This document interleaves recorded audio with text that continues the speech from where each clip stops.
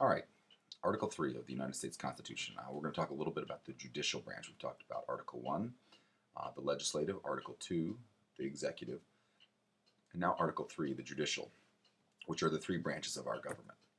In Article 3, it describes really just one court, and that's the Supreme Court. The Supreme Court is the only court, really, that is discussed in the United States Constitution.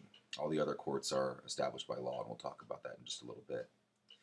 The Supreme Court today has 9 justices that sit on it.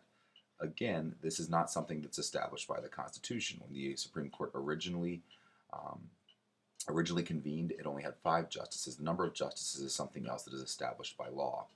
The only justice that is really mentioned specifically in the Constitution is the Chief Justice.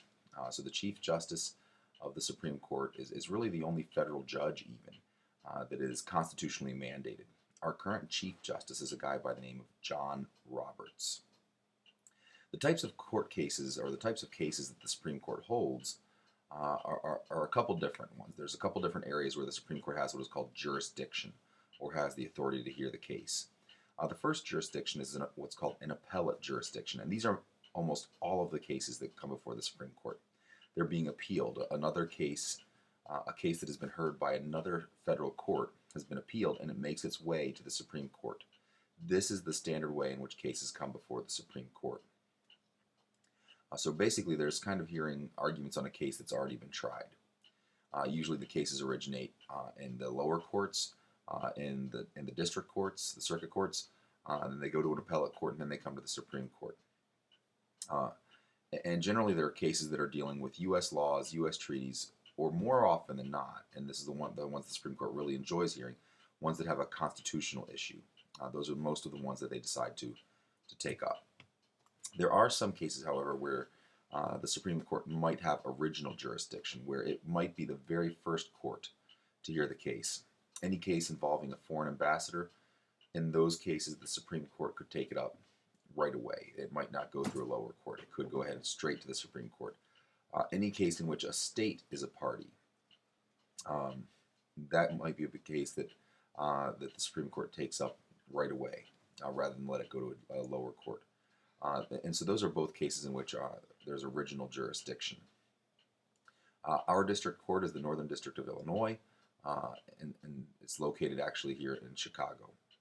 And so we actually do have a circuit court that's pretty close to us. The appellate court is also located there in Chicago. Other courts that there are, the U.S. Court of Appeals, the U.S. District Court, and these again are established by law, not by the Constitution directly. Supreme Court judges then. Article 3 doesn't talk a whole lot about who can be a judge. In fact, really the only qualifications to be a Supreme Court justice are that you're appointed by the President and the Senate confirms you. Outside of that, there's no age requirement, there's no citizenship requirement, there's no educational level that's required of a Supreme Court justice.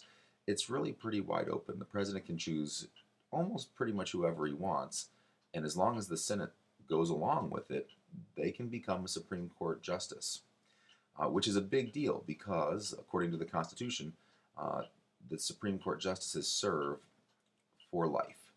It's a lifetime appointment. There's no term limit. It's not 4 years, 6 years, 2 years. It's for the rest of their life. And the reason they did that was they wanted the Supreme Court to be above politics. So in other words, once the justice is appointed, there's really no political process by which to go ahead and remove them. You could impeach them. It says life during good behavior. So if they committed a crime, you could impeach them and remove them from the bench. But again, exceedingly rare, exceedingly difficult to do. And so Supreme Court justices really don't bend a whole lot to the political process. There's not a big impact on them. And that is by design. And it's also because of that Supreme Court justices oftentimes kind of go their own way. They don't always decide how people who appointed them would have liked them to decide, because again, they're kind of immune from some of those political pressures.